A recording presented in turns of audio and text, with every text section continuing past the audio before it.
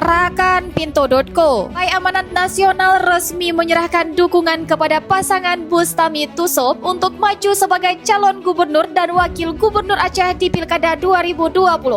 Surat dukungan ini diserahkan langsung oleh Ketua Umum PAN Zulkifli Hasan kepada Bustami yang didampingi Tengku Muhammad Yusuf bin Abdul Wahab atau yang dikenal Tussob di kediamannya di kawasan Widya Chandra, Jakarta pada Jumat 23 Agustus 2024 pukul 10 pagi. Ketua PAN Aceh Mawardi Ali turut hadir dalam penyerahan dukungan tersebut.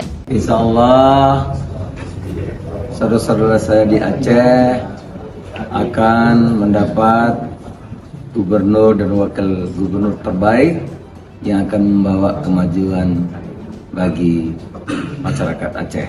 Ini yang bersama saya pagi hari ini.